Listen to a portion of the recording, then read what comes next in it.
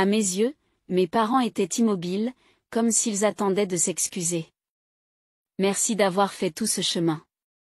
Ma mère a continué à parler tout en regardant vers le bas, désespérée. Nous avons entendu dire que vous pourriez aider notre usine en faillite, et nous vous en sommes profondément reconnaissants. Mon père continua également sans regarder dans les yeux. Il était surprenant que l'usine pour laquelle ils avaient besoin d'aide soit en fait le lieu de travail de leur fille, qu'ils avaient abandonnée dans les montagnes froides. Passons aux choses sérieuses.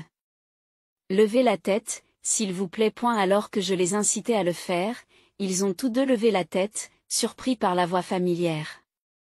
Stella. Leurs expressions étonnées étaient quelque peu comiques, provoquant des rires. Comment puis-je leur rendre l'appareil? Je m'appelle Stella Green. Je vis en ville. Cependant, la seule partie de la ville qui se développe vraiment est le quartier de la gare où j'habite, qui est surtout une zone rurale parsemée de fermes. Et ma famille tenait une petite forge qui fabriquait et réparait des outils agricoles.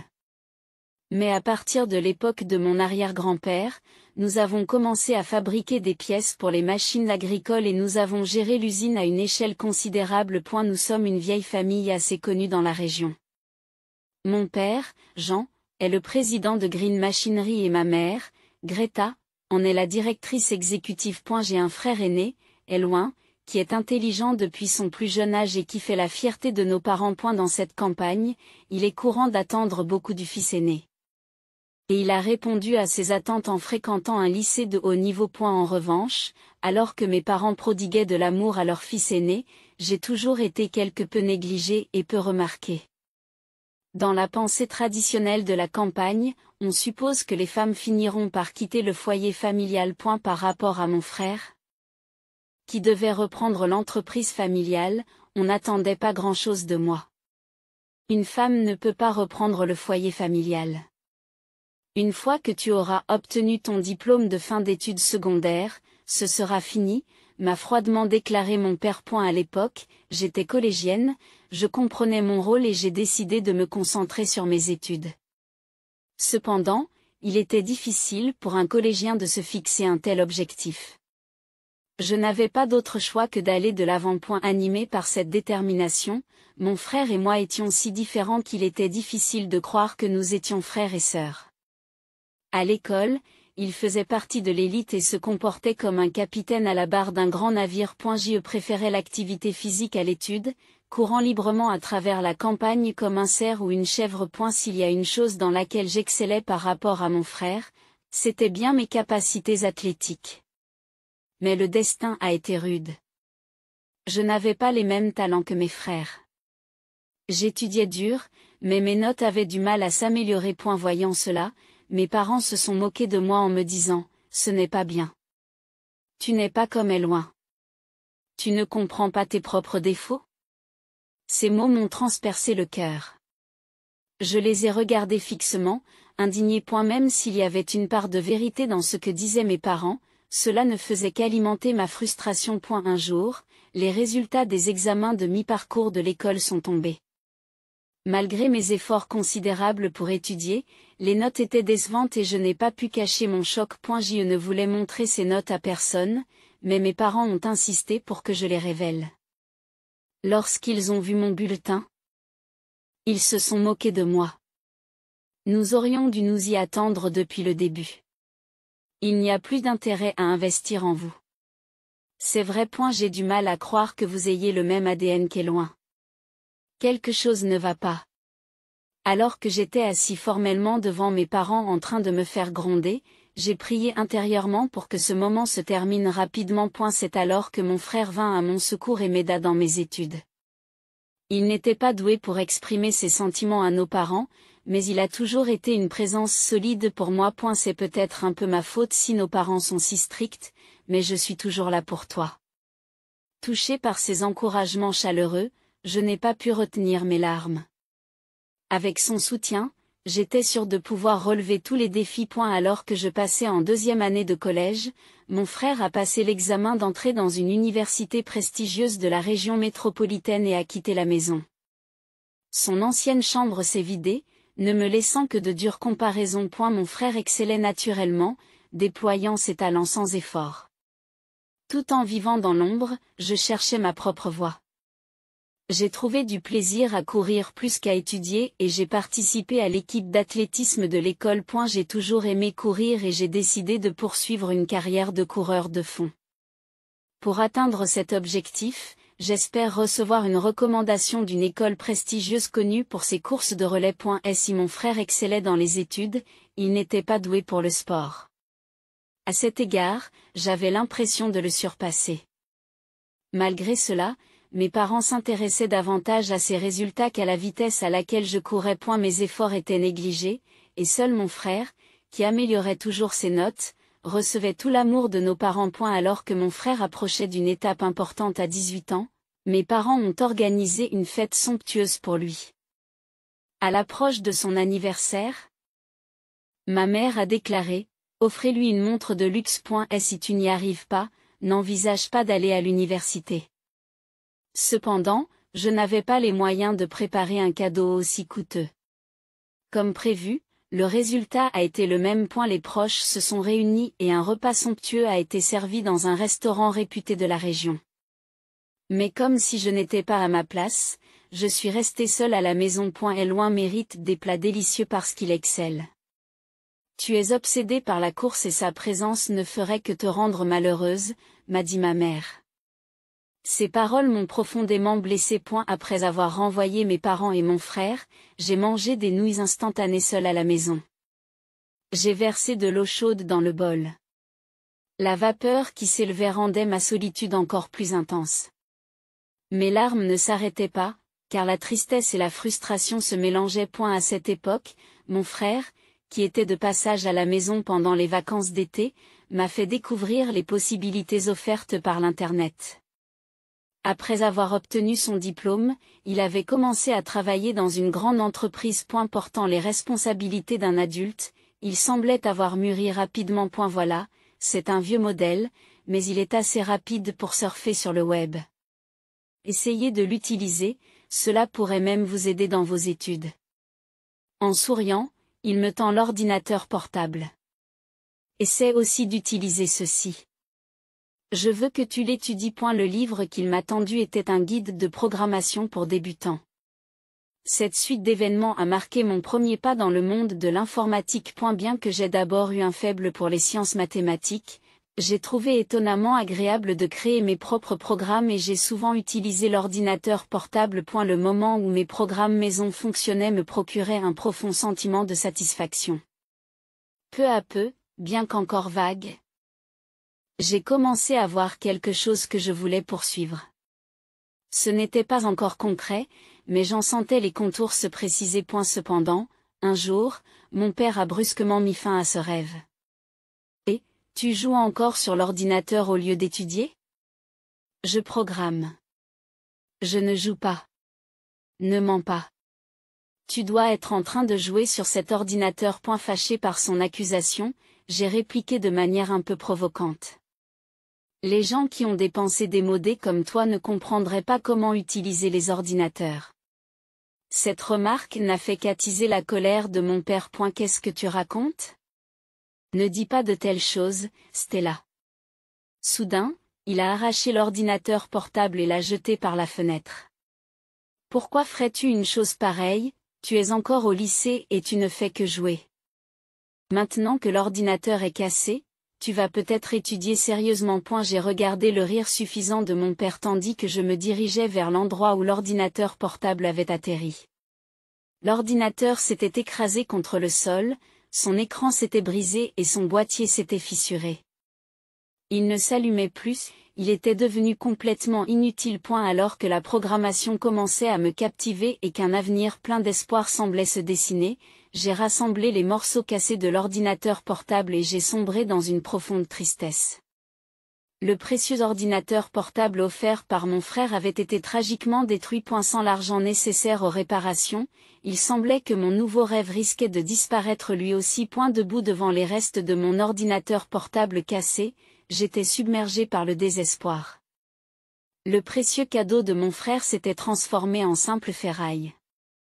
Incapable de payer les frais de réparation, je n'avais plus de place pour chercher un nouvel espoir. Cependant, alors que je me rendais à l'école, accablé de sentiments, un ami m'a fait une suggestion inattendue qui m'a apporté une lueur d'espoir. Pourquoi ne pas utiliser les ordinateurs de bureau de l'école? Le professeur a accepté et la salle informatique de l'école est devenue mon nouveau sanctuaire après les cours. Là, un ordinateur de bureau fiable m'attendait. C'était pour moi une base de stabilité inébranlable. Comme je passais de plus en plus de temps avec les ordinateurs de l'école le week-end, un enseignant qui avait remarqué mon enthousiasme m'a offert un soutien supplémentaire. J'ai commencé à m'intéresser à la programmation.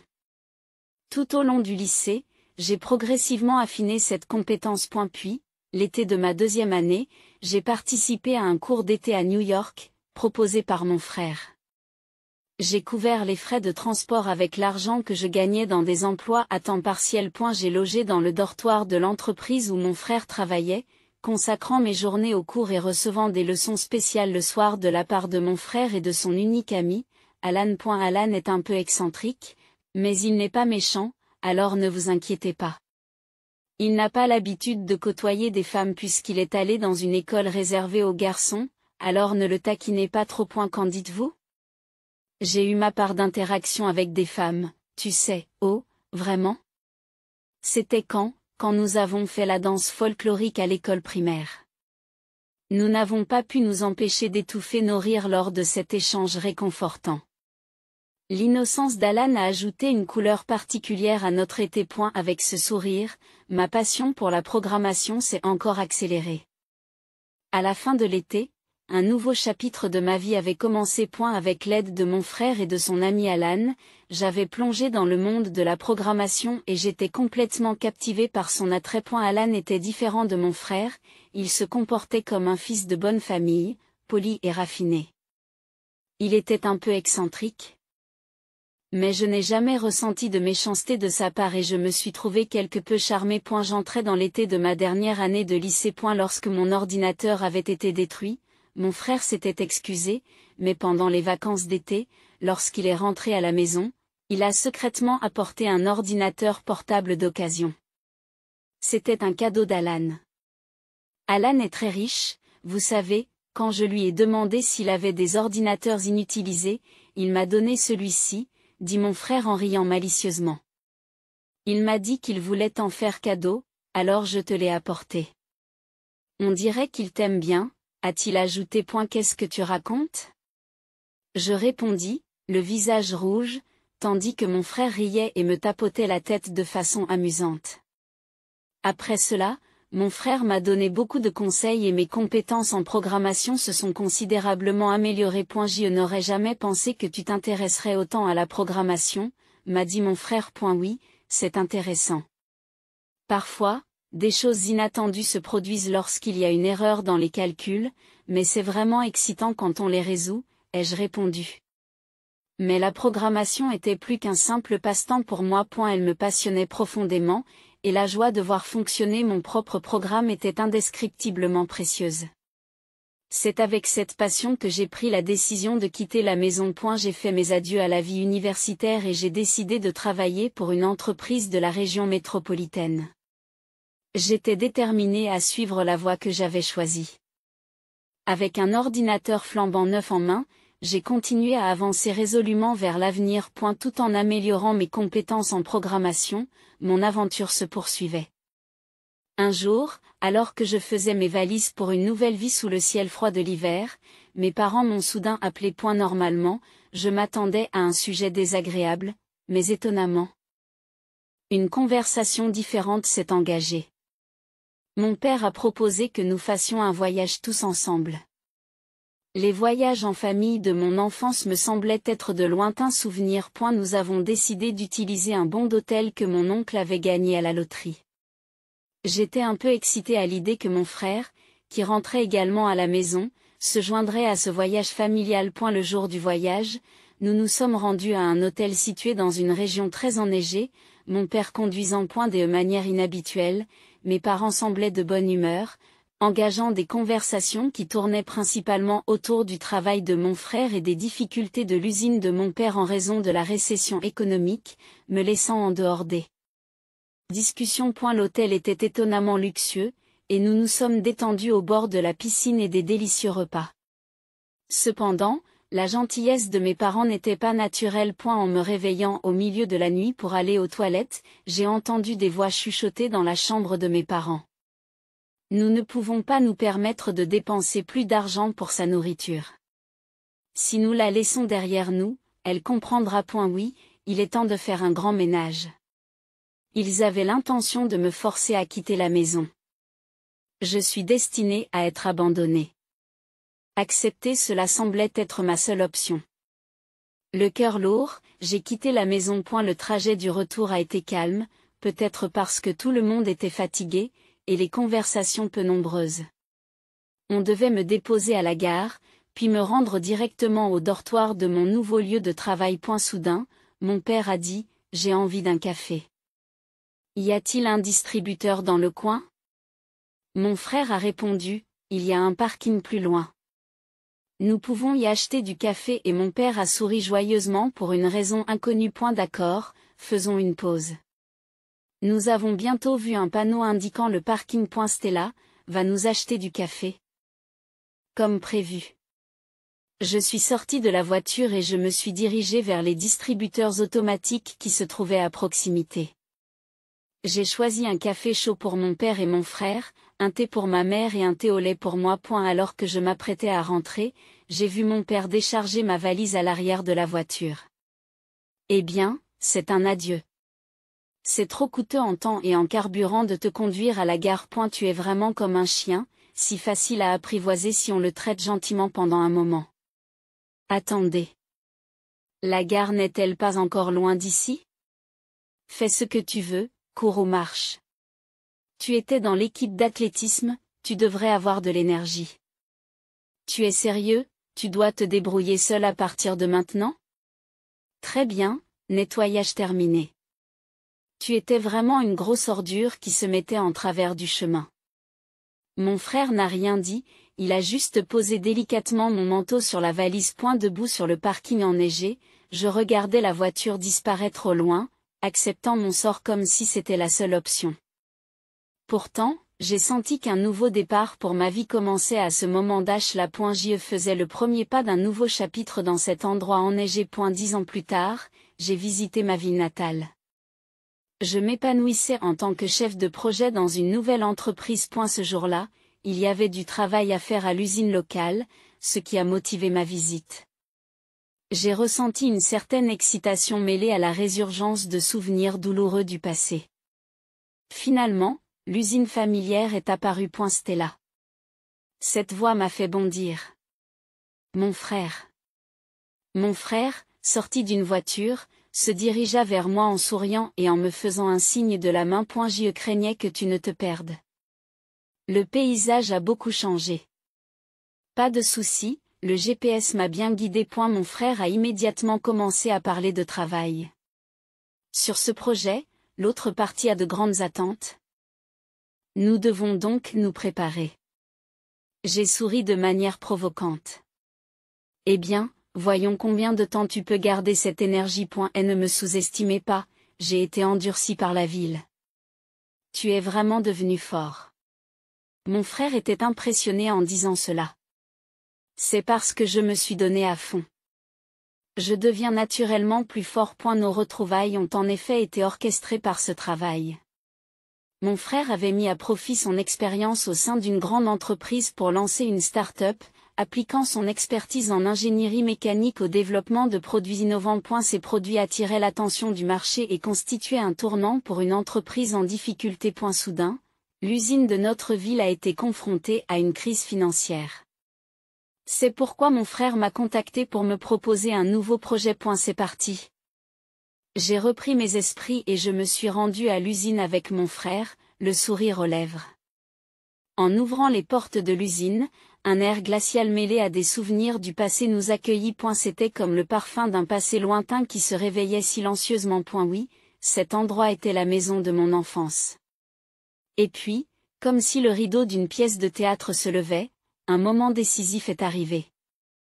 J'ai vu mes parents s'immobiliser, comme s'ils attendaient de s'excuser. Merci d'avoir fait tout ce chemin. Ma mère a continué à parler en baissant les yeux, désespérée. Nous avons appris que vous pourriez aider notre usine en faillite et nous vous en sommes profondément reconnaissants. Mon père a continué à parler sans regarder dans les yeux.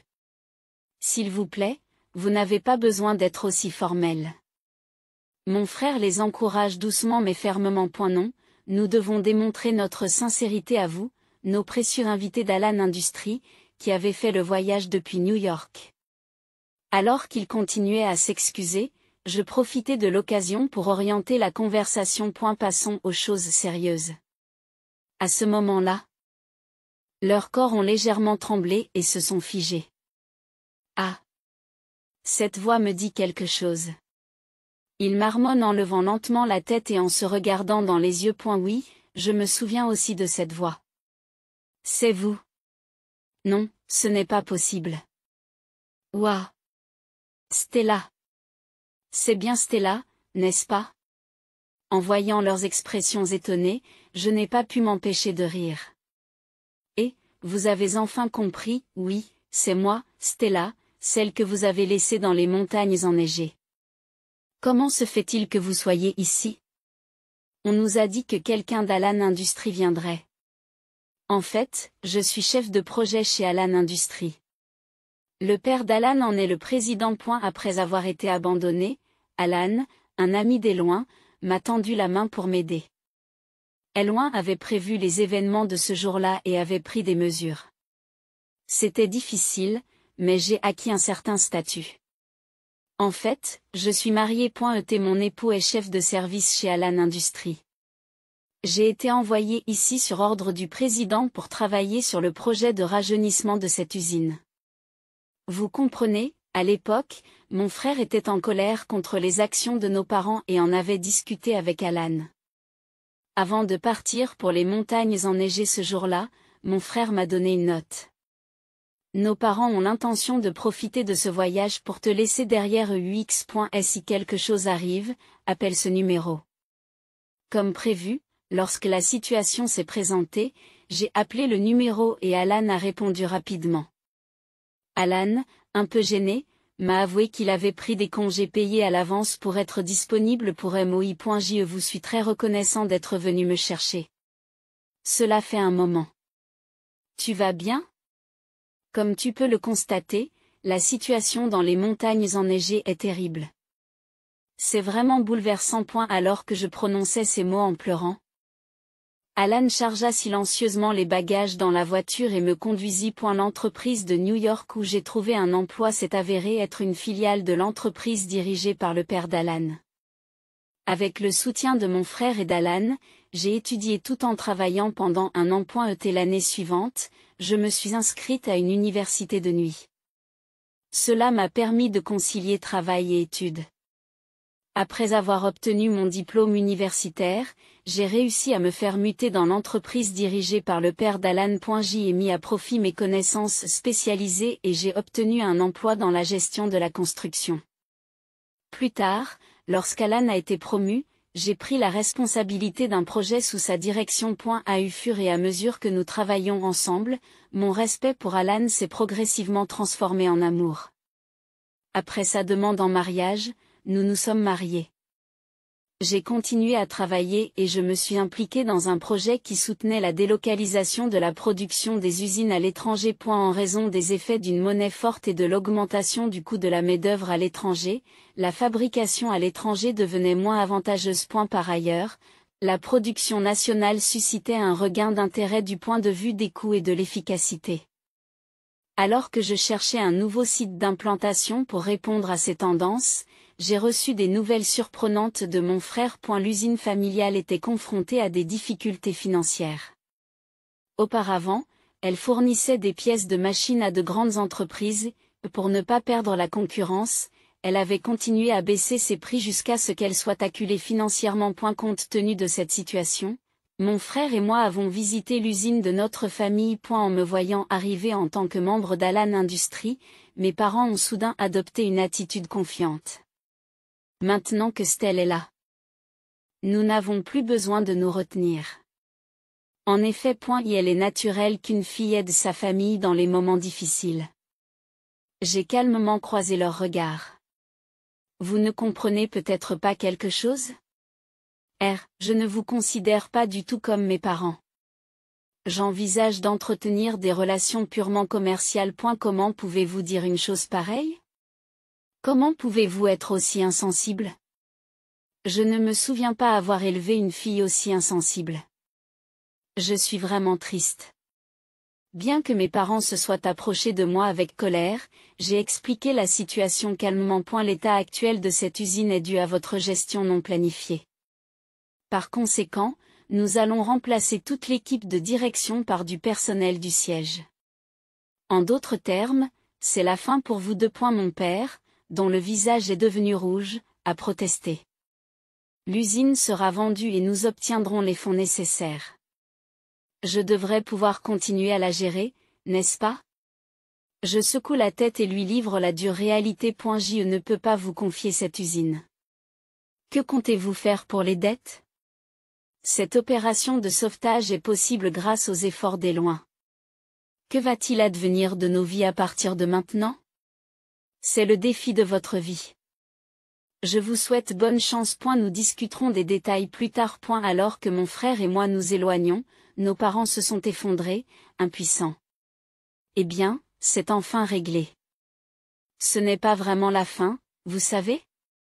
En fait, ce n'est que le début, car cet endroit va devenir un centre de production national. Avec le système de gestion de la production que vous avez mis au point et mes nouvelles machines-outils, nous avons de grandes chances de devenir les meilleurs du pays. C'est vrai. Qu'est-ce que c'est? Non. Notre objectif n'est pas seulement d'être les meilleurs du pays, mais aussi d'être les meilleurs du monde. Mon frère a ri de bon cœur en partageant de telles aspirations. Comme prévu. Nos parents ont vendu l'usine, et le montant n'a pas suffi à régler leurs dettes. J'ai entendu dire qu'ils travaillaient maintenant dans un endroit glacial. Ils nous ont souvent supplié de leur donner de l'argent, mais nous les avons complètement ignorés. Cependant, je ne pouvais pas rester les bras croisés et j'ai décidé de leur envoyer les chauffe-mains jetables que j'avais collectés pendant mes études. C'était une façon ironique de leur rendre l'appareil, étant donné qu'ils m'avaient laissé dans le froid. Entre-temps, l'usine achetée a été redynamisée et brille de mille feux après avoir été rénovée. Et la nouvelle usine a centralisé les processus de fabrication, de gestion des stocks et d'expédition, offrant de nouvelles opportunités d'emploi à la communauté locale et recevant une appréciation significative. Avec mon mari, je mène de nouveaux projets pour développer notre division. À l'avenir, nous prévoyons de nous concentrer sur le soutien aux entreprises américaines dans leur expansion sur les marchés étrangers et leurs partenariats commerciaux. Nous menons des vies bien remplies, mais quelques fois par an, nous nous reposons dans un hôtel lointain. Chaque année, lorsqu'il commence à neiger, je me souviens de ce parking particulier et je ressens une émotion dans mon cœur. Cette année encore, je me retrouve à cet endroit. À quoi penses-tu? En repensant au passé, mon mari m'a demandé gentiment, oui, cet endroit contient des souvenirs inoubliables. Oui, cet endroit renferme des souvenirs inoubliables qui restent gravés dans mon cœur, ai-je répondu. Moi aussi. C'est ici que tout a commencé, a-t-il dit en souriant. Je me souviens de ce jour. Malgré le fait que nous étions en plein hiver, ton visage était rouge comme une pieuvre bouillie, ai-je dit en essayant de retenir mon rire. Toi aussi. Ton visage était tellement rouge que tu avais l'air d'un enfant, a-t-il rétorqué. Nous nous sommes regardés et avons éclaté de rire ensemble. Merci, je t'aime. Non. Merci. La vie est comme un livre, composé de nombreuses histoires. Les épisodes entre un couple comme celui-ci forment un chapitre de cette histoire, et c'est tout à fait captivant.